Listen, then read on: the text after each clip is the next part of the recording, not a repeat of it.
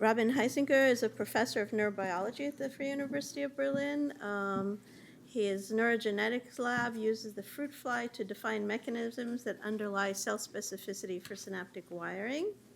He is the author of The Self-Assembling Brain, How Neural Networks Grow Smarter, and he leads a consortium of 13 labs called Robust Circuit. Thank you so much for having me here. It's awesome to be back in Boston, and it's particularly exciting for me to come to a workshop with this title. This is something that has kind of grown in the labs, very close to my heart at this point. But we weren't looking for it. We're a lab that is interested, like many of us, in basic questions of how neural circuits come to be. And so when we draw these circuit diagrams, this is like an old version of just a very small part of the fly brain from the early connectomics efforts. We're often drawn to putting them together in this schematic fashion, thinking of maybe electric circuit diagrams, because it's very useful to see how things are actually connected, how stereotypic they are, and how information flows. When it comes to understanding how these structures come to be, however, there's a fundamental difference. The electric circuit on the right side is an actual blueprint. A blueprint is defined as a thing that actually does contain all the information you need to put it together. And it doesn't matter by and large in what order I would put these components together before I flip the on switch. And that is, of course, not true for the biological circuit. The biological circuit diagram tells me very little about how it actually came about. And if we're trying to look for this kind of information, we look at different levels. We have seen the genomic level. We have seen transcriptomic levels at different time points, or maybe connectomic levels throughout time. And so this is where when we try to dig into just specific examples of how circuit motifs come about, think we have found what, let's see, we can discuss is true self-organization. Let me introduce you to the example of where we think we found this. This is the fly brain. It's a very classic system to look at retinotopic mapping, both in vertebrates as well as in flies. In flies, it's a bit special. You have the compound eye of 800 individual eyes, and we're going to focus for each individual eye on a set of cables, of axons, from 6 different photoreceptor neurons that go into the brain and there make a visual map. But they don't do it by going into the same target region. They actually all go into 6 different places. And this is very important because the cables now following back to the eye, you'll see the same phenomenon. You basically get from a single unit eye that actually looks at one point in space connections to 6 separate unit eyes. And there are 800 of these eyes. So this is an old principle. It's called neural superposition. And I wrote here the cyberneticist's choice. There's a beautiful story of how like the early Max Planck Institute for Cybernetics in Germany with Valentino Breitenbach and many others were really focusing on this as an example of if you only could understand how this is wired in an animal, maybe we can learn something about how to get wiring done in a machine. So the idea here is quite simple. Each of these 6 individual photoreceptors actually look at a different point in space, so therefore they have to go into different units in the brain, whereas these particular 6 individuals photoreceptors, colored here differently, actually look at the same point in space. So at the level of the brain, you have a perfect retinotopic map the moment these axons are wired together in the structure. And that's called historically neural superposition. Something that we maybe had not appreciated for most of the years working on this is that this process that can be computationally described as an input pattern, 6 cables from a single eye, need to be rewired into an output pattern where each one is in a different, what ends up being a column, happens in a brain structure that is truly a temporary brain structure. It only exists for about 15 hours. During those 15 hours, the magic happens. And after these 15 hours, this temporary brain structure literally disintegrates. We do not find a trace of this brain structure in the adult connectome. We do not find, we think, a trace of it in the genome. And an interesting question we could ask, Yerbol, for example, is will we find any trace of it in the developmental transcriptome for that time point? So now the process that happens, we do think we understand to some extent. And I brought you a little schematic of this so we can appreciate how you kind of get from the input to the output pattern. So if this is the input set of cables, remember, from a single eye looking at different points in space, then this here is the temporary brain structure or a slice of it. The green blobs I put in here are laminar neurons that are the postsynaptic cells. They are the targets, okay? And so now if we look from the top, what has to happen during those 15 hours is that each of those 6 kind of orthogonal to the original arrival within this thing we also can call a sorting plane, go to a different target block. Each single one ends up at a different target.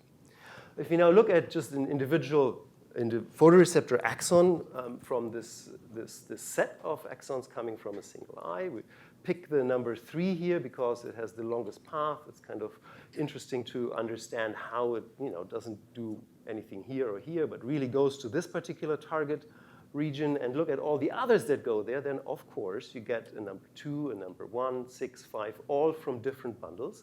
They kind of from the original point where they anchor with something we call a heel, develop a front of growth cones that squeezes this target cell mass into like some kind of star shape with their fronts.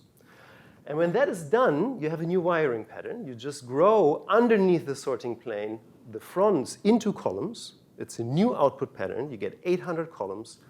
This structure disintegrates, and all we find in the connectome is a perfect neural superposition wiring with 800 such columns of 6 photoreceptors coming from different eyes, but looking at the same point in space. So it's kind of a beautiful problem that really begs to find out, well, what is going on in this sorting plane? What is the role, for example, of the 6 different targets that each of these axons are going to? So a classic idea is that what we should be able to do is see what the role is of their interaction. Egemen Agi is a postdoc, or was a postdoc in the lab, who developed intravital imaging in the intact fly to allow us to see how this actually happens inside the structure. What I'm showing you here is in magenta, one of these photoreceptor cell types, and we're going to cut into the brain. In green, you see all these laminar neurons. Those were those target blobs I just showed. And we can segment this out now in vivo inside the structure. So you see now 2 cell types, one of the 6 photoreceptors, the number 4,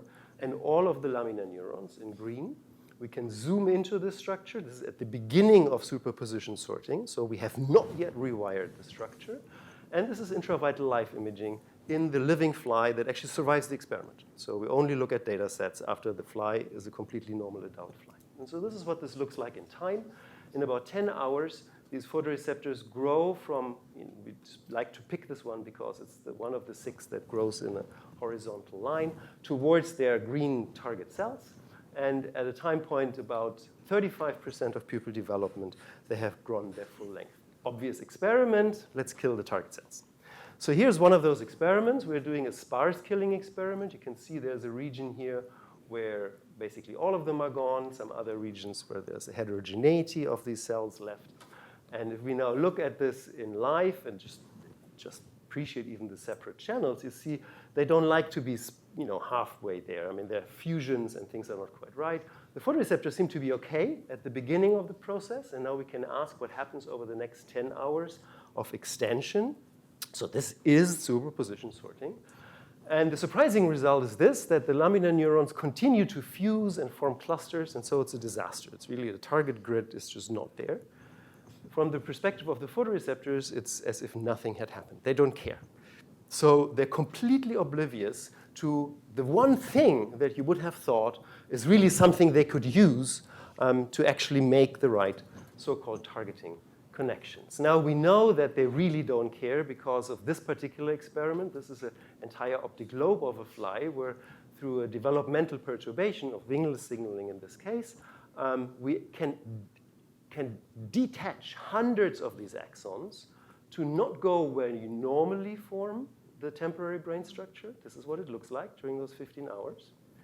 But actually get hundreds of them just grow into ectopic brain regions. And there's like 4 or 5 different ones that we found. So they're just in an entirely wrong place. And in this entirely wrong place, these axons have the ability to self-assemble into a structure zoomed in here that always has 6 with the number 4 pointing to the right side. So this is to us quite convincing evidence that really what we're looking at here is something that basically means that 4,800, so 800 for individual eyes, 1 to 6 growth cones form the sorting plane, but they have to simultaneously generate the plane. There's nothing else to guide them but themselves, and navigate whatever they're forming themselves. So how do we think this works, and what is, so to speak, the starting point that we can kind of get our teeth into to understand the developmental mechanism of this? We know that at the beginning of the developmental process, these horseshoe-shaped like clusters of 6 coming from the same eye, looking at different points in space, already know they're not autonomously determined to grow along certain vectors. So they're shooting in a certain direction. How this works, we have not really fully understood. We've been trying hard. We know there are mechanisms involving cell adhesion. I'm going to talk about those in a minute. Adherence junctions that basically lead to the polymerization of actin. There is another part of the cytoskeleton called septins that seem to make perfect vectors on top of these things. So there are some ideas on how this works, and I will come back to the molecular mechanisms of this in a minute. For our purposes now, development happens in time. The starting point of the process we're going to look at now is this. We know that there are 800 of these units that just try to shoot out vectors in these directions. And now we're asking the question, if you don't need the green target cells, how can they maintain their direction and stop at the right place? To do this, we went back to the live imaging and asked, well, if all there is are the 6 photoreceptors times 800, there's nothing else in the structure, then let's see how they dynamically do what they do. So this is a live imaging protocol of these 15 hours, and I'm showing you every 5 hours like some fast live imaging of all 6 subtypes inside the living, normally developing brain. Let's focus on the R3 here, our favorite. That's also the one we did for this purpose in the highest temporal resolution. You see beautiful filopodial dynamics. And so these filopodia, shown here just for 1 hour, for the direction of this exact R3, that like the postdoc studied forever. We gave it a name. It's Rudolf for some reason. So Rudolf, the R3, starts from his home bundle here, and this is the front. And from the front, you have all these filopodia. And if you now check out what are these filopodia actually doing, so we spent quite some time trying to figure out, are they sensing something? What are they sensing if there's nobody else but other photoreceptors doing the same thing? Is there something about the target region, for example? And the answer is no. They're actually not even looking for the target region. And we quantified a lot about what they're doing. And this is like awful data that's all published at this point. I just give you some sense of what you can look at here. For example, the length of these filopodia for all 6 subtypes, with or without target cell ablation, length never changes throughout the 15 hours. Distance to the target never changes. Just the whole thing just keeps on moving, and the filopodia keep on doing their thing. We can actually look at how much they overlap with others, and they overlap with between 15 to 40 other growth cones at any given point in time. Do they preferentially overlap with certain ones so that they could provide a target? No, they overlap almost randomly, so we calculated a maximum entropy index for how random is the overlap. And the overlap is almost completely random for all subtypes throughout time. So we couldn't figure out anything that these filopodia are actually sensing. The one thing that they're actually doing, though, throughout these 15 hours is the following. They form a structure that we call a dynamically stable meshwork. So if you label the membrane around this beautifully developing structure with or without the target cells, you find basically the same kind of grid at all times. So what happens is that the filopodia have a lifetime of minutes, and then the next one comes. But there's always some there. So even though tens of thousands of filopodia emerge and retract, there are at all times enough filopodia to hold the structure together. And that kind of makes some sense because if you want to actually change an input into an output pattern, you can't fix the whole thing with super glue. You need to allow a dynamic structure to change something while keeping this growth cone epithelium really intact. So this is one thing that we understood they are doing, and we understand something about the adhesive properties required for that. The other thing that we could measure is that if we take all the filopodia over, say, this 1 hour period and integrate them and even look at vector length average for the vector they produce, then that turns out to be precisely the vector that the front on a different time scale, so over the filopodia on the time scale of minutes, integrating into a timescale of hours process will slowly lead this red dot to move towards its target region. So the structure is built just such that if you put, with the right starting situation based on preceding development, the growth cones into the right place. And I will show you in a minute how they're put into the right place. And you start this program by having polarized filopodia going into one direction, doing stochastic exploration within that range based on physical limitations of where it's easier to go and where it's harder to go. So the reason why it's here harder to go, that's also depicted in yellows, because this is where all the heels of growth cones are with tons of actin and things. There's just stuff there. Whereas the blue regions is where filopodia can easily go because this is the dynamically changing network. It turns out to be producing a vector that the growth cone that is growing can follow. That seems not satisfactory. It seems like, why, can you really show that this works? I mean, this is all you need. And so we teamed up with mathematicians and basically took all the data, the speed, the number of filopodia, and so forth, and modeled the whole thing. So what you see here is this is the R3. White dots are the filopodia. They're placed probabilistically based on all the live imaging data. We're modeling this for 15 hours. Up to this point, everybody's on target. This is a point I will tell you in a second where adhesion actually turns on to freeze and stabilize the output of what has just happened. If we look at this happening now for all the 4,800 growth cones simultaneously, we start to appreciate that somehow the epithelium they generate and they dynamically change is sufficient to have every single one of them change position such that the rewiring actually does happen. So now, when I try to explain this as a mechanism, I usually, there's something that's difficult to put into words. And I will try to do this now in two ways. First, by saying what I think this shows is not the case. Self-organization versus not self-organization. One way how we like to think in the field about how to find a target and how to wire parts of neural circuits is by looking at long-range and short-range guidance of some sort. So I could, for example, by flying from Berlin to Boston, just look up, on the map where I need to go, and then I could just book some plane, and this is, I guess, some long-range attraction if you consider Logan Airport attractive, I guess. And then once you're here, you're in a short-range region, and then we look for short-range cues, maybe some repulsion, some different options that will get me ultimately to my target.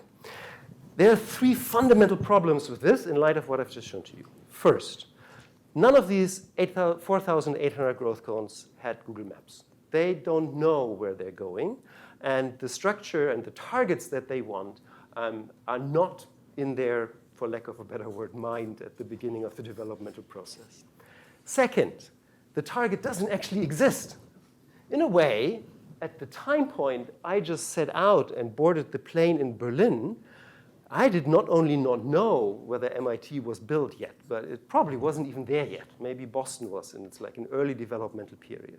Brain development is not, by and large, individual neurons finding targets that are already there. Everybody around you is developing as well. And the third, and maybe most important issue this picture gives us, is the idea that if the axon wouldn't actually do what it does, to go to, quote unquote, a target, the target wouldn't even come into existence. As if I wouldn't have boarded my plane in Berlin, MIT would never have been built. Because only in my interaction with everybody else developing does the target come about. Now, this gives us an idea that there clearly must be something wrong with that picture. And so that brings me to, some deep thoughts on self-organization, such as they are. The question here is, where is the information coming from? How does this structure do something that we think is true self-organization? True self-organization is depicted here as like one of the classic examples, Rayleigh-Bénard convection rolls that basically, you know this from me, like when you put like a pot on like a stove and you heat it and it has the right viscosity, you get new structure. And in this case, structure of convection rolls that have a new organization that you could not have read in the heating plate or in the molecules of the viscous liquid, but you can mathematically describe them. But the key is that the rule that you can now describe once you see those convection rolls comes about through the interaction of the microstates of the system. And they were nowhere to be found prior to doing this. So it's a true emergent property, which brings us to this idea back of blueprints and the information that we're looking for a wiring diagram, like this one very specific example that I've just given to you. The genome is not a blueprint because it doesn't contain the information for the outcome. It contains information to grow it. But it's also not a recipe. The genome is not a recipe because the recipe contains two types of information. It contains the ingredients that you want to put together, and it contains the directions. Somebody has to sit outside of the system to take the ingredients, to read the instructions for directions, to put the ingredients together. But there's nobody outside the system in the convection roles. In order for the recipe to work, you would basically have to have the chocolate and the butter and the flour just jump together and through their interactions create the directions themselves. That is true self-organization, and that is what we observe in this structure.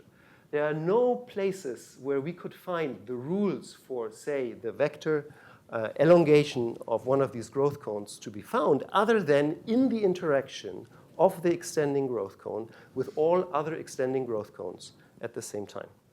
And we know it's sufficient because we can model it based on that data. Now, this brings us to something that I think maybe at this point is also not a bad idea for us as a workshop. And so this is what I put together to just, I guess, stimulate this kind of discussion. To know what we're actually talking about, let's have some definitions. So the classic self-organizing definition we know from Ilya Prigogine is, of course, a focus on dissipative organization systems. And he focuses on the idea that self-organizing systems are systems that continuously export entropy, so make the outside more disorganized to maintain organization inside the structures, so to maintain the organization dissipative structures.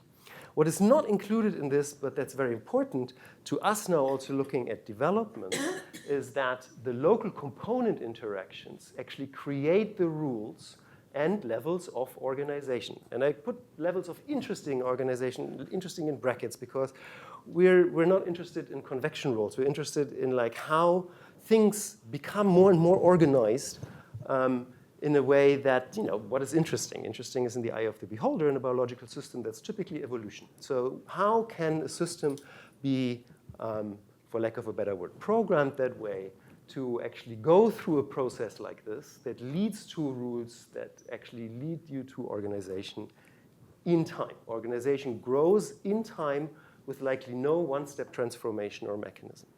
So what do I mean with this is in order for this process to happen and to understand this mechanism, so the input to output conversion, there is no one-step transformation, no set of molecules or subcellular structures that I could just say, this is the mechanism and this covers this time.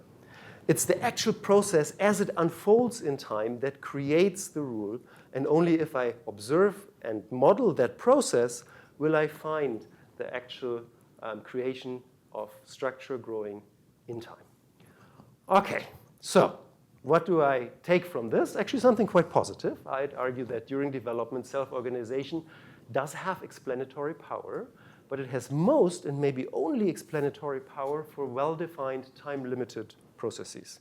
So if we go and say, yeah, look, the entire brain is a self-organized structure, then that's kind of true, but is also not really helpful. So the more I can define the parameter set and the phase space of what I need to quantitatively understand in terms of their interactions, can I actually look at self-organization as a mechanism? This kind of sentence goes back to like one of the first times I presented this particular work, and somebody came to me and said, yeah, Robin, it's great, it's self-organization, but self-organization is not the mechanism. And I was taken aback, and I had to think about this for a moment. And then I came back and said, no, actually it is a mechanism. Actually, it might be the only mechanism, but if I say, well, the whole brain is self-organized, then yeah, I appreciate it doesn't help. So to define what we're talking about helps. And so the idea here is that we're looking, say, at a specific process X for which we can measure all the parameters to actually get at this mechanism. And so this brings us back to then the question, of course, so where is the genome in all of this? Well, the genome, as I said, and maybe that's a bit trivial, definitely a bit trivial, is that the genome contains information to grow the brain, not information that describes the brain. But what that means is that the genome is available as long as any cell lives in continuous feedback with its own products. During development, that means that the genome provides information, but not as a template or as a blueprint, but in feedback with its own products at different time points, reading out, as we've now seen so many beautiful examples, and as we see in the beautiful transcriptomes, different new states. And the living cell arguably changes its states continuously. Looking at a process like the superposition wiring that I've just shown to you, we're one more level removed, because during those 15 hours, we think there is probably no feedback to the genome required. So this is basically the products of the genome that have been sent on their journey in those exon terminals. The machinery is there. And now if you give the process time, it will play out by the products of the genome themselves. At some point in time, there will be feedback again, and the next developmental process happens. And I like to think of this as like, steps that we can dissociate and maybe find, for example, in the stable transcription factor profiles that basically give us a picture of what could be an entire process that follows once those gene products are sent on their journey. Okay, so how then do we map molecular mechanisms into such a feedbacky, self-organizing process in time? And that's where it becomes a little bit difficult, because the first thing I think we need to appreciate is that development is not just an arrow.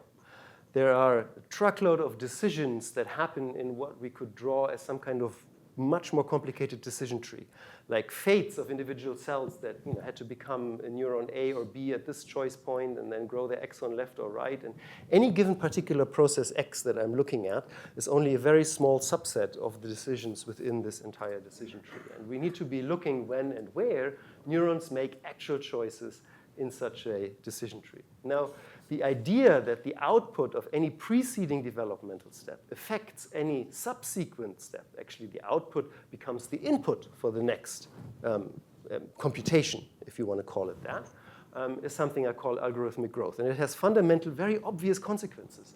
And the first that we encounter again and again is, of course, that if we start to manipulate the genome and we affect a certain choice point early in that decision tree, the process X that might be happening much later will be affected. But it won't be necessarily affected because the gene product of that gene actually had a function at this moment, but because we've changed the decision tree. And so it becomes important to understand when and where the gene products are actually playing the games that we're interested in. And by only looking at the outcome, we do not get that information easily. What's worse is that that same individual gene, like most of them, is unlikely to really only affect this one point. It might actually affect some points in the process, as well as later ones. But because there was already an earlier change, I will not even be able to understand the role of the given gene product at that moment if there was an earlier process that already changed the entire decision tree. So this, of course, can be addressed, and many of us are working on many beautiful methods. One of the things we're trying to do, of course, now is optogenetic manipulation of individual proteins just in the growth cone at the right time in the individually developing brain, which is not super easy. But I want to give you 3 examples, all homophilic cell adhesion molecules, starting with one that's very famous, N-cadherin, and pretty much expressed in all the neurons I'm showing you here. And the question is, from knowledge that the outcome is disrupted in a mutant for this protein, how can we now map it with the knowledge of the process into when and where the product actually does something? And so what we knew about this protein is that it's expressed in these target blobs, and the proposal was very natural, based on very clear, beautiful experiments at the time done by Tom Clendin and colleagues, that maybe it's actually an attractant.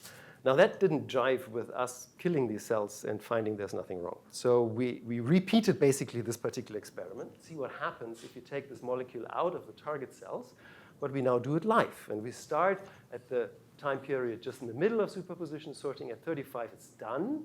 And what you find in the control or in the ablation of this protein, actually everything was okay. However, only 5 hours later, all hell breaks loose.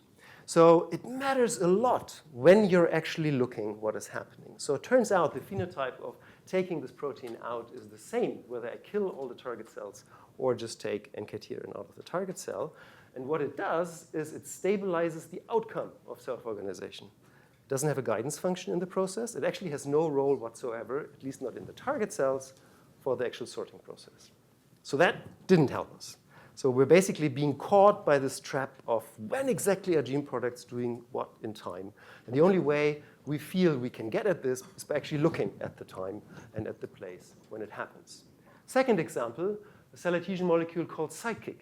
This is actually the one that is depicted here in red and that we know from beautiful work from Jessica Treisman's lab and others plays a role in like making this shape and keeping it stable already at this developmental time point. And so we asked, maybe this can give us a hint of how a given molecule maps into the self-organizing process. And when we started looking at this carefully, it turned out the defect was actually even earlier. What I'm showing you here are the axons, so some of those 4,800 coming from the eye to the brain. And if you can see it barely, like these red labeled thingies are individual axons leaving their mother bundles. That never happens. If they leave their mother bundles, the structure from the get-go, so prior to anything we may appreciate or not as a self-organizing developmental process, is already broken. So what is the role of Sidekick then? The role of Sidekick is basically to keep the 6 together for each of the individual bundles coming from the eye. And that's essential, as you will see in a minute, to actually set up the structure, which interestingly also begs one more early role for an adhesion molecule type of question, because all these bundles cannot just sit next to each other without anything keeping them together. And so we identified another adhesion molecule. Again, beautiful previous characterization, looking at the outcome, found neural superposition is wrong. But why is it wrong? Well, that turns out to be an interbundle adhesive. It's a protocaterion called flamingo. And so now this is all work that has just recently been published, and I'm not going to go more into developing and the data of this paper, but I want to give you a schematic of how important this is in terms of the time from the developing retina to the structure that we now need to appreciate the sorting process. This is an old developmental biology like El Dorado, the way of the wave of differentiation that sweeps across the retina, leading by the so-called morphogenetic furrow, leaving in its wake first one photoreceptor differentiating, then 2 around it. This here is a zigzagging random equator line that is interestingly actually preserved in the brain, so we know it doesn't do anything with the target. And so we basically know the series of differentiation, and we now looked at, does this temporal wave also predict axon outgrowth? And the answer is yes. So we find first these pioneer axons sending the axons out, subsequent then these numbers so-called 2 and 5 that are actually interbundle, making the grid. Then you get next the numbers 3 and 4, and the last ones are these light blue ones here, 1 and 6. All of those row by row by row over again about 15 hours, sending out these axons, and they basically wrap around each new young set of axons around what is called the optic stalk. So you basically get perfect organization with the oldest ones in the middle, the younger ones being wrapped around in a series from younger to older. Now, when they arrive in the brain, the whole thing defasciculates, and you get the same arrival series. You get first the pioneers shooting through, then you get the numbers 2 and 5, the green ones that actually make the initial grid, and they now require this interbundle force flamingo to keep them together. So this is shown here. It's an orthogonal grid, and all the other photoreceptors can now basically click in based on an intra-bundle adhesive force, and that's the cell adhesion molecule Sidekick. So this is shown here, and Sidekick is now basically a hexagonal pattern where you can see that once you keep all the green ones and therefore the grid in place, you can put all the other ones in. So this is now how we can maybe start to appreciate, just to remind you, the structure that is nothing but a temporary brain structure. This is how it originally develops. This is the original retinotopic temporary brain structure prior to neural superposition sorting. And so we ask now, now that we found these molecules, but they disrupt the whole process, but they were actually earlier, how can we understand how the earlier process affects the later process, and have we understood the sufficiency of mechanism for this thing? So one easy way, we could stop here and just say, look, we have found the molecular mechanism. You have interbundle adhesion, intrabundle adhesion, you do it in time and it's done. We tried to model this and it didn't work. So if we take like little balls and just put them all in time series down, then they actually started to not adhere. Right? So it's not, one shifts to the other. And so there's something missing, and we actually tried like 2 or 3 different modeling approaches until an undergrad student came up with the idea of using a Unity game engine to give these things physical properties. I don't know if anybody remembers Angry Birds. This is this type of thing, just minus the gravity. If you take these structures and you actually simulate nothing but what I've just shown to you in time, where you start with this row of 2s and 5s, and you get a face-spilling, almost zipper-like mechanism, quite beautifully, with interbundle flamingo adhesion. Then you dump in the 3s and 4s, and at latest the 1s and 6s based on intra-bundle adhesion in time. And you have the physical properties of allowing them to like adhere to each other and kind of warp and have actual surfaces for adhesion. You get this kind of structure. And so this now really was like one, to me, super exciting moment for a very strange reason. If you look at the shape of these little structures here that are left out, these are empty spaces in this grid that is only generated by the photoreceptor axons. If I turn this into white and show you on the right side in white an antibody labeling of the laminar neurons, then you get exactly that shape that we find in the structure for the target cells. So now, what does that really mean? It means like if you ask me, clearly this is a genetically encoded process, if encoded is the right word. We found the molecular mechanism of making the shape for L cells. Is that the right way of saying this? I think it seems, again, very unsatisfactory because in a way what we're saying is that I can give you that shape, but it's completely non-autonomously determined by other cells doing a process that does not only require time and 2-cell adhesions, but it also requires the physical properties of a structure. So this brings me to an end of examples of true self-organization. I think we found 2 now, independent of each other, but dependent on each other in time. And their molecular mechanisms, if only we can figure out which ones happen before, during, or after a given process. Now, in the lab, we've established a rule of how we can try to avoid the trap of phenotypes in time. The first thing we need to do, and we do in the lab anyways, is say we look for the first phenotype. That's not a guarantee. You might still be missing something. But at least if you have an earlier phenotype, you can be quite sure that it's going to affect what happens downstream. And second, we need to look at any single factor in the context of other relevant contributors to the mechanism across level. What do I mean with this?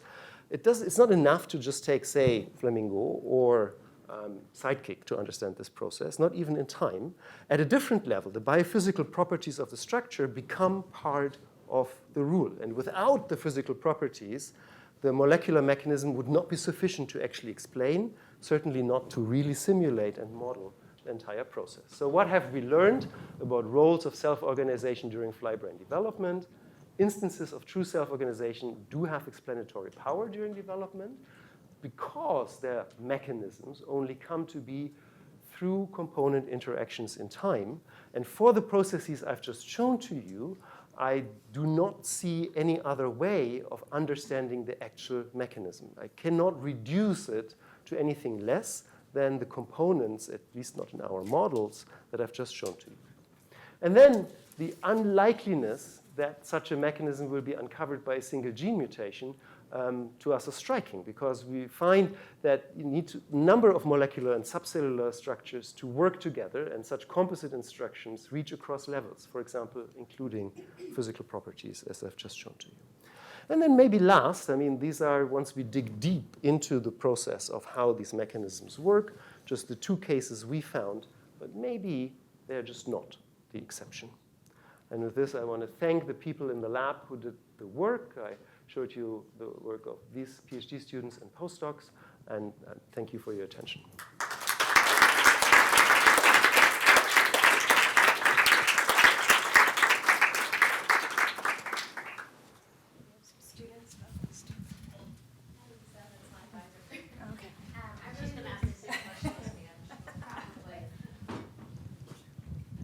Thank you.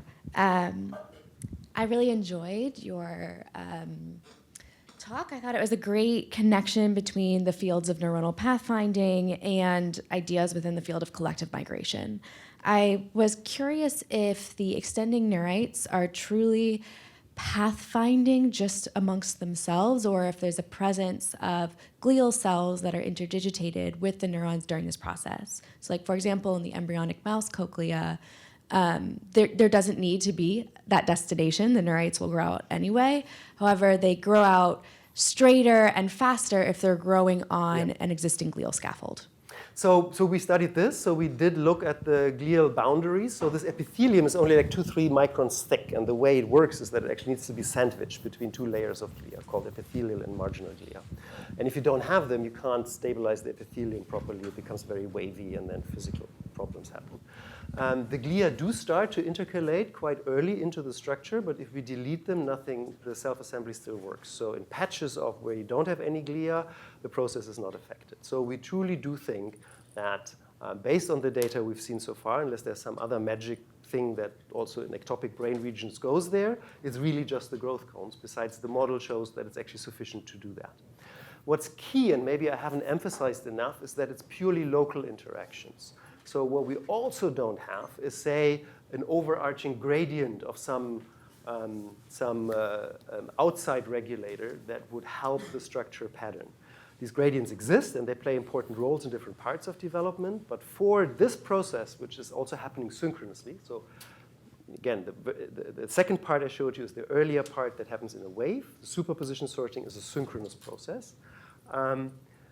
There is no outside regulator that we could find or that would make sense based on how it also happens in ectopic brain region. So the answer is we think it's true self-organization based on local interactions of these 6 types of photoreceptors only.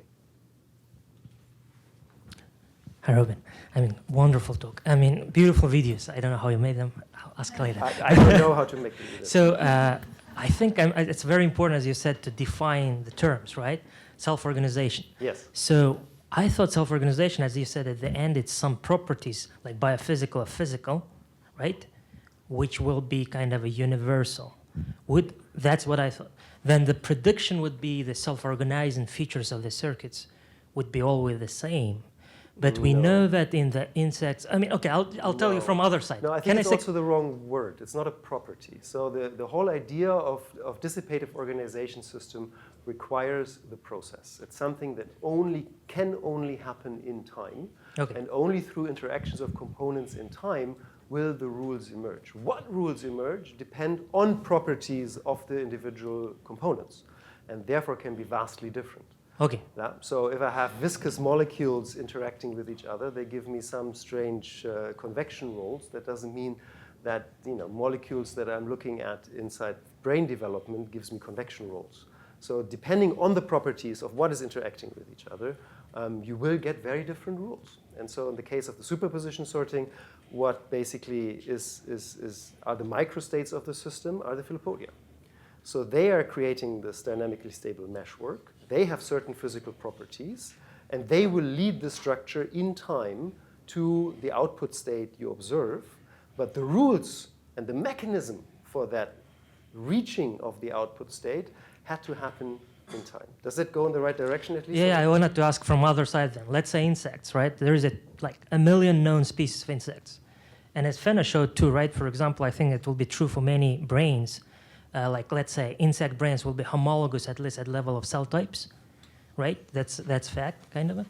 We don't know how it wired, but I assume the connectomes are much more variable, innate but variable, because behaviors are very different. You mean right? different between the different species, right? For superposition, for example, is specific to a subset of dipterans, right?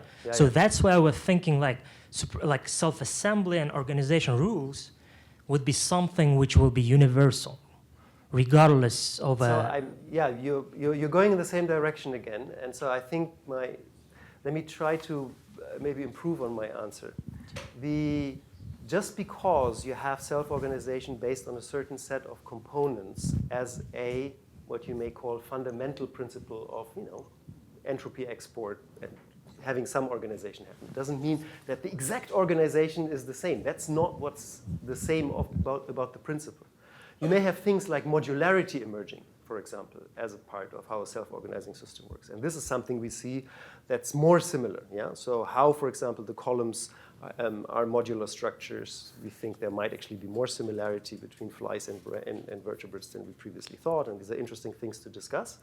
But different parts of self-organizing processes depend utterly on the properties of the agents that are interacting.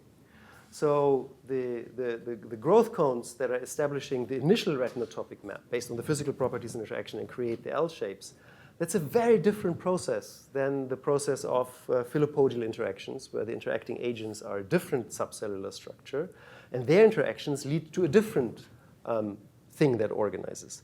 What they have in common is the fact that you get new rules through the interactions of components. What you don't get is it's always the same rules. How many different rules, you may want to ask, and I think this is a question you've been asking me earlier also already, like, do we find like a small set of rules that we find over and over again, or are there an infinite number of rules? I cannot answer. But my hunch is that you will find sets of similarities, so clusters of rules that are more akin to each other, that occur more often.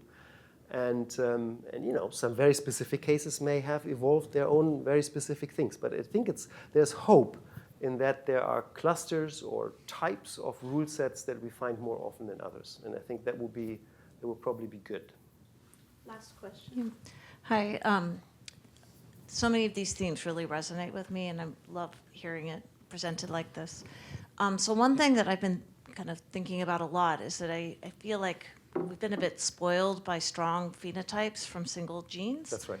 And that most of it can be explained by Yes. many weak things. And I'm wondering, when I think about it in terms of the reliability of these things Yes. happening, for one Yes. thing. I'm wondering if there's a component, is there a reliability component to Yes. your modeling Yes. here? Yeah. So actually, I didn't say this much, but I don't know how spoiled you are with strong phenotypes. We're really not. We're like, most of the things we knock out, there's nothing happens. So, Exactly. for example, but you can't publish it. And Yeah, I want to well, see those, all of them. Yeah. Okay. Can I suggest you as a reviewer? So there's something important about this, yeah? So basically, and we looked at 20, I've only shown you 3. We looked at more than 20 that we know have outcome defects of superposition sorting, trying to map them into the process. And the majority of them, I think 13 or 14, when you knock just out a single component that we know is there, for example, the septins, or like E-caterin of adherence junctions, or armadillo, the beta-catenin required for actin assembly, all this good stuff, no phenotype whatsoever. That made it so hard to study. So we know they're there. It cannot be that they're doing nothing, but when you take them out, the system still works. Or they happen at the wrong time. So to actually pinpoint the gene products that at the right time have a role, and they are such an important contributor to the composite that they actually will give you a phenotype, is not all that common. It's just the stuff we publish. Let's change that. Okay, let's thank the session speakers.